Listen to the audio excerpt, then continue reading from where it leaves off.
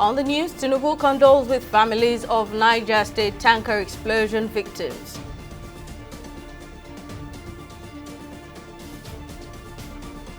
NLC demands immediate release of President Joe Ajaero, puts unions on alert.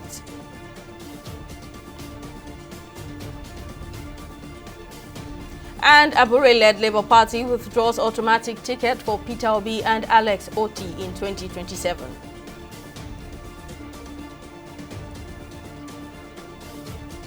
Thank you for joining us on News Now. I'm Simisola Ajikun.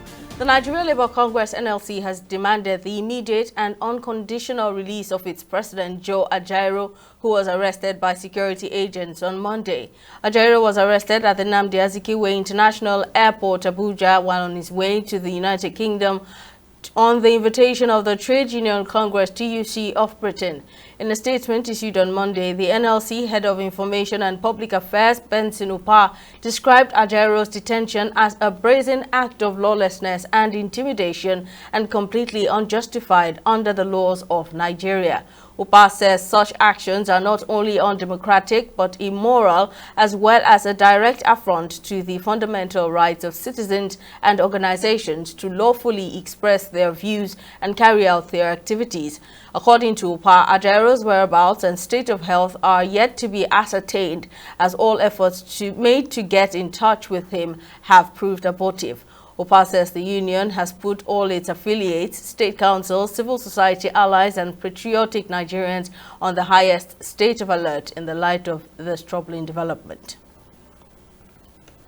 Meanwhile, the SocioEconomic Rights and Accountability Project Sarup has urged President Bola Tinubu to immediately direct Nigeria's Department of State Services (TSS) to end the intimidation and harassment and attack against its organization and the threat of arrest against its directors. The Deputy Director of Sarup, Kolawole Oluwadare, gave the directive in a statement shortly after officers of the DSS stormed Sarup's office in Abuja on Monday, demanding to meet the organization's directors.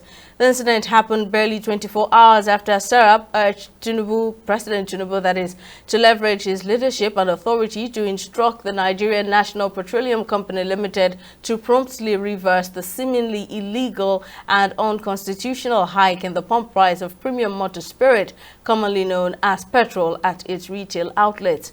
Reacting in the statement, the DSS described the invasion. Sarup, however, described the invasion, harassment and intimidation of its staff members as a brutal assault on the entire human rights community in the country. Sarup urged President Tinubu to urgently instruct appropriate authorities to promptly and thoroughly investigate the invasion of its offices and to bring to justice those involved. And in politics, as the leadership crisis in the Labour Party rages on, the Julius Abure-led faction has cancelled the automatic ticket previously reserved for the party's presidential candidate Peter Obi and Abia State Governor Alex Oti for the 2027 elections. This was made after the National Executive Council meeting of the faction on Monday in Abuja, after some leaders of the Labour Party, including Obi, Oti, and some elected senators and House of Representatives and members of the party, met in Umuahia, Abia State last week to appoint a 29-man caretaker committee to lead the party in the interim. The committee, which is to be chaired by former Minister of Finance Nenadi Usman, will midwife an election of new leadership in 90 days. However, in a communique signed by Abure and National Secretary Umar Ibrahim, the NEC nullified the decision taken at the stakeholders meeting convened by Oti in Umuahia, while calling on the chairman of INEC, Mahmoud Yakubu, to stop aiding and abetting the governor of Abia State, Alex Oti, to further cause damage to the party. Abure says the party has thrown open all its tickets from the presidency to the House of Assemblies to all qualified Nigerians. I want to say categorically that no governor, no governor that we gave tickets can harass us out of office. No governor, no matter how highly placed, will come and with a fiat dissolve the National Working Committee, dissolve state councils, dissolve local government councils, dissolve world executive, even military governments don't behave that way. And so I must state categorically that that mandate that was given to us on March 27th, the leadership of this party, under my leadership, will defend it. And I want to assure you that we will reclaim it and we will be here and produce the next president of Nigeria. We have not yacked off Alex Oti and Peter Obi. We have simply said that the doors of the party are open to others, which is democratic. If you look at section 221 and section 222 of the 1999 Constitution, it makes it clear that every political party is open to all Nigerians. The Labour Party Constitution is equally clear that you cannot deprive people who may be interested in running for an elective office in the party. And so what we have done simply is to open the window to accommodate more people. You will agree with me that democracy is about number. The more, the merrier. The more people we have, the better for the party and for even the candidates themselves. Because if you emerge from a competitive process, it gives you more confidence and it shows that you are the best. Well, let's discuss the current leadership tussle rocking the Labour Party. I'm now joined by legal expert Evans Uili. Thank you very much for your time, sir. Now, how threatening is the leadership crisis in the Labour Party, especially now that another 29-man caretaker committee has been set up without the input of Julius Abure's leadership, despite a Court of Appeal ruling affirming him as national chairman of the Labour Party?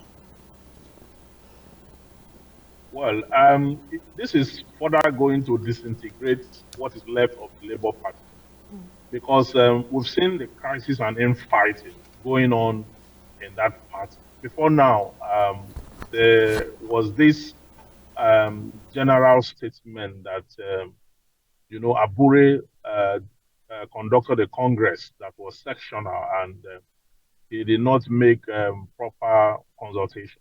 And INEC did not witness it, wherein he emerged again as the second term as a party chairman. And leaders of the party have come to say that he's not, and that his term of office has expired, and that the party is being run in such a way that it does not inspire confidence because he's not democratic. Now, while that was ongoing, the governor of Abia State recently convened a meeting to midwife for the coming election, because as we speak, there's going to be election in Edo State, wherein Labour Party is presenting a candidate, Olumide Akpata, is going to be contesting that election. And the governor is of the view that agents, the party does not have agents for that election, and that the way Abure is going, the election has already been undermined by his conduct. So Abure now responded and said that according to Article 14 of the Labour Party Constitution, the governor have no right whatsoever under the law or whosoever to convene an expanded meeting of the LP, and such that action is null and void and all that, and that vilified the governor for doing that.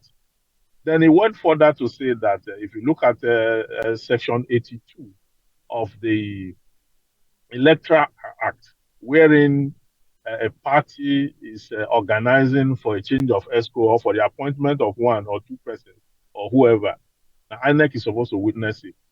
That in the emergence of Nenadi Usman, which was the outcome of the meeting conveyed by Alex Oti, that INEC was not there, and for you to have chosen a leader of a party in the absence of INEC also amount to misconduct and illegality. So while Abure is accusing Peter Obi and Alex Oti and his cohorts for invading the party's leadership with illegality, Alex Oti, Peter Obi, and the rest of them are also pointing accusing finger at Abure for being high-handed and for managing the party in such a way that is not in conformity with the rules of party and politicking. So this is going to be a long night for the LP, a party that I've not known rest since it came to limelight, since the Peter Obi's factor with the obedient movement came and is supposed to be a blessing to the party. But the leadership of that party wouldn't let that be. Abure, before now, was Abure and Lamidi Apapa. They fought for almost 3 years.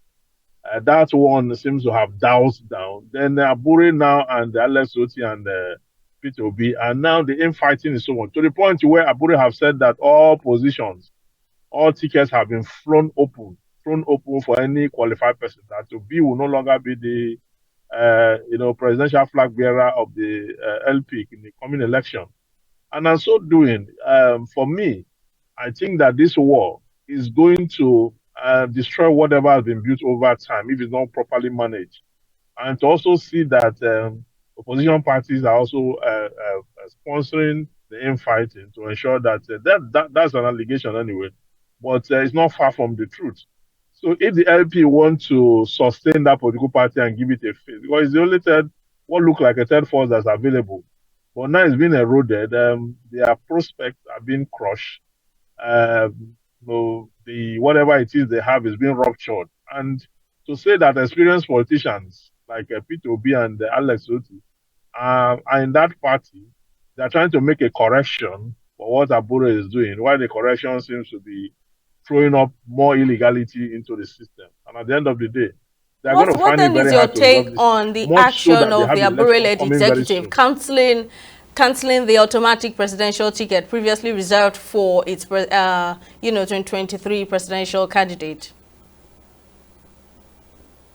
Sorry, pardon?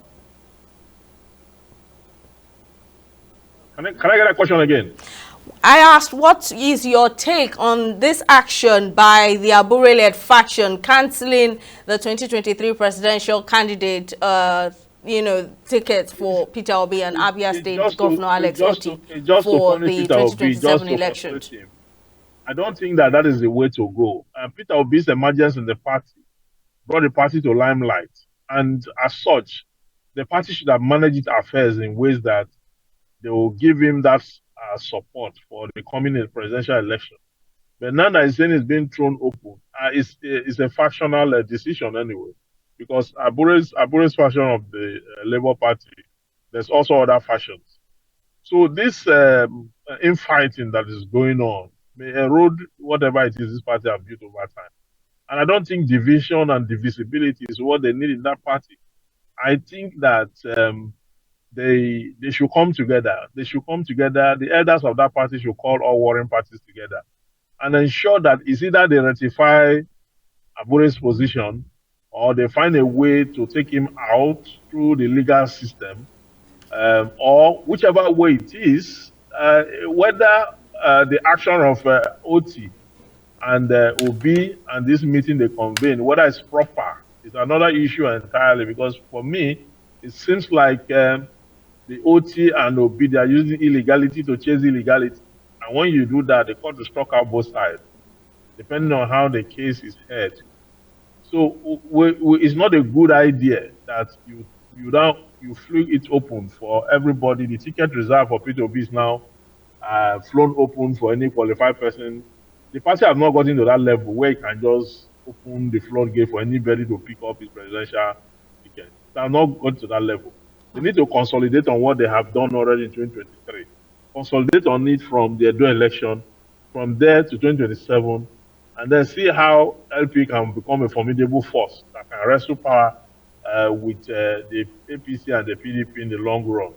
And that the the planned merger that is going on, or talks are going on, it will be much more difficult to have it realistic under this condition. Because where there's, in fact, the parties alone they have not agreed on each other's view on what should happen. So this is going to be a tough one for a legal expert, Evan Tufele. Thank you very much for sharing your insights. Moving on, President Bola Tinubu has sent heartfelt condolences to the government and people of Niger State on the petrol tanker explosion on the Bida Ageja Agaje-Lapai Road, which claimed the lives of 48 people and 50 livestock on Sunday. Responding to the calamity in a statement on Monday through his special advisor, Bayo Nanuga, the president prayed for the speedy recovery of the injured. The president also commended the federal and state emergency agencies for their swift response, as well as good-spirited Nigerians who mobilized at the incident scene to assist the victims. Tinubu pledged continued support to those affected. In its continued fight against drug trafficking in Nigeria, the National Drug Law Enforcement Agency (NDLEA) has intercepted various quantities of cocaine and opioids concealed in sanitary pads and hair cream for shipping. Revealing this in a statement on Sunday, NDLEA spokesperson Femi Babafemi said the consignment from 3 courier firms in Lagos were headed to South Africa, the United Kingdom, Ireland, and Cyprus. The seizures and arrests are part of many made between September 3 and 6, 2024. TV360's Victoria Konde has more on the story. In one of the logistics companies, not less than 30 parcels of cocaine weighing 1.1 kilograms concealed in aircream containers were recovered by NDLEA officers of the Directorate of Operations and General Investigation during examination of cargoes going to Ireland on Tuesday, 3rd September 2024. Another shipment of 24 parcels of cocaine weighing 862 grams, also hidden in aircream containers meant for delivery in the UK, was equally intercepted at the same company on Friday, September 6. On Tuesday, September 3rd, a total of 525 pills of tramadol, 225 milligrams, and ecstasy concealed in ladies' sanitary pads going to Cyprus were seized at another courier firm in Lagos, while a shipment of 200 ampoules of promethazine and petazocine injections hidden in food items and herbs heading to London was also seized by operatives on September 4. No fewer than 550,000 pills of tramadol were also intercepted at Port Harcourt International Airport on Monday, September 2nd, during a joint examination of a cargo that came from Delhi, India. Operatives of the agency and men of the Nigerian Army raided 3 camps inside the Ise-Ekiti Forest Reserve and destroyed over 100,000 kilograms of cannabis spread across 51 acres of farmland on September 3rd and 4th, while another in Osun State led the seizure of crack cocaine, cannabis, and a locally made pistol in the home of a drug kingpin, Mayowa Abayomi, in Ilesha on September 4th. Suspects and consignments were intercepted in Bauchi, Borno, Taraba, and Jigawa states as well. While commending the officers and men of various commands of the agency nationwide, Chairman and Chief Executive Officer of the NDLEA, retired Brigadier General Mohammed Buba Mara, urged them to intensify ongoing drug supply reduction and drug demand reduction efforts. Victoria Akonde, TV360 Lagos. It's time for a short break, but coming up, Tanzania president condemns killing of opposition figure doused in acid. Stay with us, we'll be right back.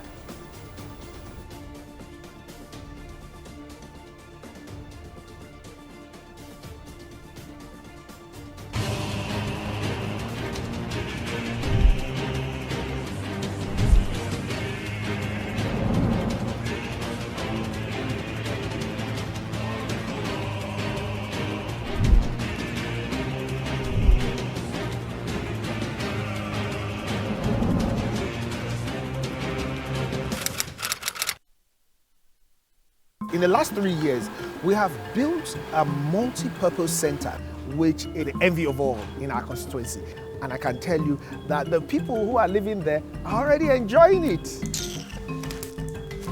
Guy, do you think what this man just said is true? See, I seriously doubt. I'm sure it's one of those their silly lies. And wait, do you know there's a way to find out if these things he's saying is true or not?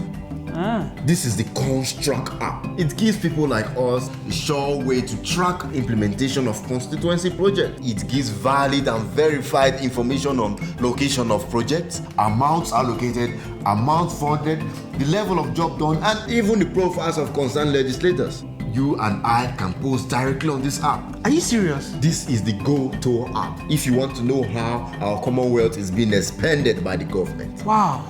Let's even see if what this man said is true. Show me. The Construct app is developed by Other People Nigeria with support from USAID and is available on both Google Play Store and Apple Store. And it's true. Of course, I told you.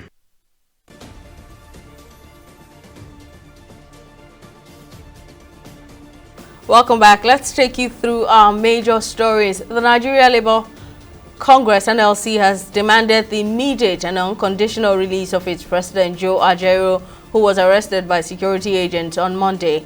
Ajaero was arrested at the Nnamdi Azikiwe International Airport, Abuja, while on his way to the United Kingdom on the invitation of the Trade Union Congress of Britain. In a statement issued on Monday, the NLC Head of Information and Public Affairs, Benson Opa, says Ajaero's whereabouts and state of health are yet to be ascertained, as all efforts made to get in touch with him have proved abortive. We also told you that the Socio-Economic Right Accountability Project Sarup has urged President Bola Tinubu to immediately direct Nigeria's Department of State Services (DSS) to end the intimidation and harassment as well as attack against its organization and threats of arrest against its directors. The Deputy Director of Sarup, Kolawole Oluwadare, gave the directive in a statement shortly after officers of the DSS stormed Sarup's office in Abuja on Monday, demanding to meet with the organization's directors. Reacting in a statement, the DSS described the invasion, harassment and intimidation of its staff members as a brutal assault on the entire human rights community in the country.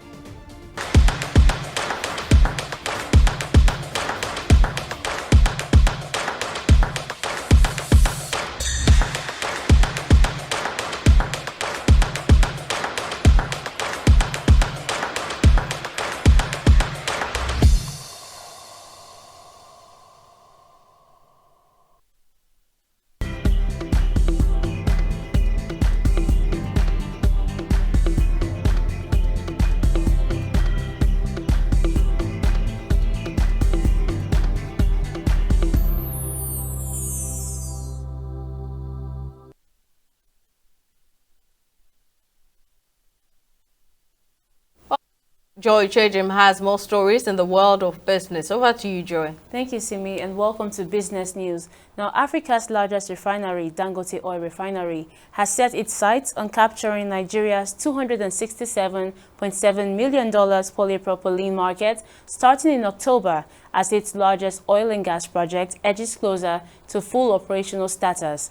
President of Dangote Group, Aliko Dangote, says the refinery is expected to reduce Nigeria's reliance on imported polypropylene, a crucial raw material in various industries, including packaging, textiles, and automotive parts. He says the refinery is determined to do this because it will reduce the cost of importation and scramble for foreign exchange. Latest data by the National Bureau of Statistics reveals the country bought in their products valued at 99.6 billion naira in the first quarter of 2024, placing it at number 12 on the top 15 products imported by Nigeria from the rest of the world. And still on business, the International Monetary Fund (IMF) has set potential rate cuts by the United States Federal Reserve will boost Eurobond issuance in emerging markets like Nigeria. In its statement on Monday, the IMF revealed that Eurobond issuance recovered up to $40 billion as central banks in advanced economies eased monetary policies. This also eased global interest rate conditions and allowed emerging markets to return to the market in the first quarter of 2024. We'll take a short break and return with stock market reports.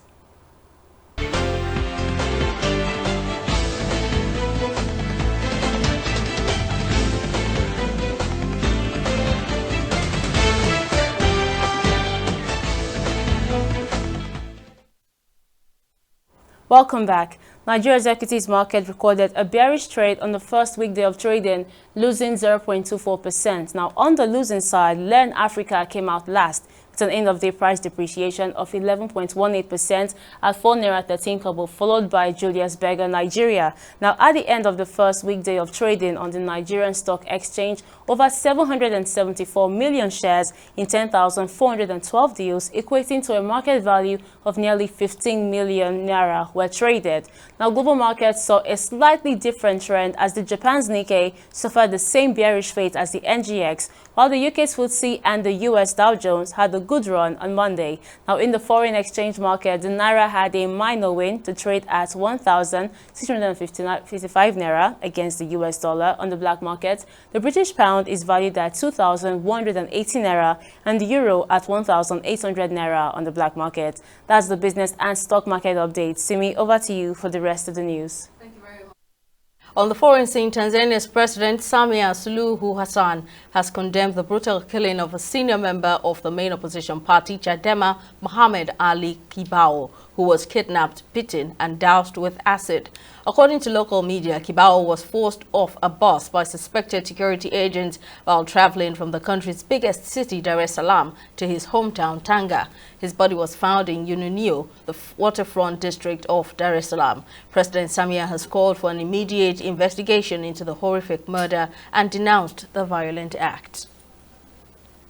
In Bangladesh, the nation's International Crimes Tribunal says it is taking steps to secure the extradition of ousted leader Sheikh Hasina from neighboring India for the deadly violence waged by the authorities before she was unseated by mass protests in August. The chief prosecutor of the body, who accused Hasina of ruling the country with an iron fist during her 15-year reign, disclosed she is being sought for her role in overseeing massacres during the uprising. According to the interim government health advisor, more than 1,000 people were killed and hundreds injured during the protest against Hasina's led government. And on sports, Nigeria has concluded its campaign at the Paris 2024 Paralympic Games, finishing 40th in the overall medal table with a haul of 7 medals. The country's medal count includes 2 gold, 3 silver, and 2 bronze medals. Sports Minister John Eno hailed the team's performance on Sunday, saying they demonstrated great skill, determination, and an excellent spirit. However, Team Nigeria's performance at the just concluded Paralympics has been described as the worst outing at the summer event.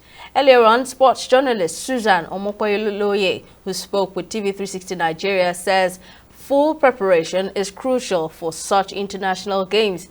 Speaking further on the Super Eagles' next match with Rwanda for the AFCON qualifiers, Omokoyoloye expressed confidence in the ability of the national team to emerge victorious. Started getting it wrong since 2016 when we failed to plan for the future Paralympics. 2016, we recorded about 13 medals in total. And then follow-up, we got 10 medals in the last Olympics. And then 2024, you can see the retrogressive nature of how we've been performing at the Paralympics. This one, we got 7 medals in total. And that's to tell you that when you don't plan for something, you actually fail at it. And we've not been doing planning in terms of going for major events, Paralympics, the Olympics itself, and we always expect results. And like I always say, you don't stumble on success, you actually plan and prepare for success. You have to look at other countries that have been doing well at the Paralympics. They plan for it, they prepare for it majorly. Look at China. In the last 5 Olympics, the Paralympics, they dominated the Olympics. They dominated the Paralympics, so there's something they are doing right. But coming to Nigeria, we tend to focus more on the Olympic athletes and spend a lot. Then we come to the Paralympics, we just know they will do well by any means. But then this time, it just shows that without proper preparation, there's nothing we can do about it. I think this is not even about Eguavon. It's just about 20% of what Eguavon did with this point. It's about what the boys really wanted to do themselves. And I was telling someone, I said, these boys, if they had played this way under Finidi will still be in charge of the Super Eagles. So it was about what these boys really wanted. I'm saying if without the coach, we cannot beat Benin Republic. No disrespect to Benin Republic, but with the quality of players we have, if you select someone from the team to just stand in as a coach, we should be able to beat Benin Republic. I mean, that's it on our bulletin. Thank you very much for watching. We'll see you again next time.